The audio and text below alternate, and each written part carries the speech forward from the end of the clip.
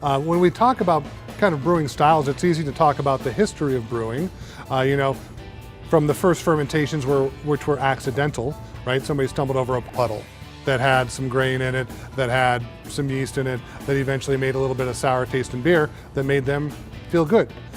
Well, down the road, we learned how to harness a lot of that, and we look at the great brewing traditions around the globe. We can look at the German brewing tradition that is one of the very first group of brewers to understand the lagering characteristics of beer, that you can take a beer and ferment it and store it at colder temperatures for a long period of time, and that would mellow out some of the harsher flavors in the beer.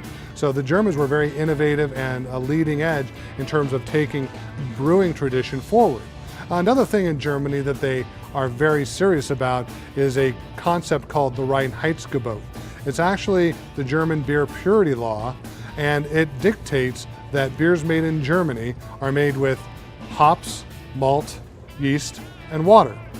Now, it has been reinterpreted over the course of time, and different breweries take different perspectives on that, but there are a lot of breweries that really stick to it, and that is one of the great German brewing traditions and has shaped the type of beers that have come out of Germany for hundreds of years. And I think it's important for us to look back on those traditions and ask what they can teach us today.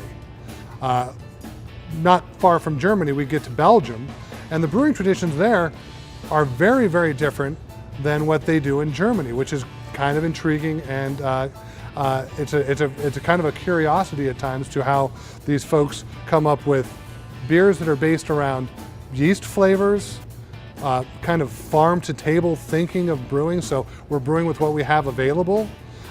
Beers with a lot of yeast driven flavors, not a lot of hop character, interesting malt character, sometimes spiced. These are traditions that are very different from the Germans, which are right next door. And Belgian beers are certainly making a big push today in America's, both the craft beer market and the import Belgian beers are doing quite well in our marketplace today as well.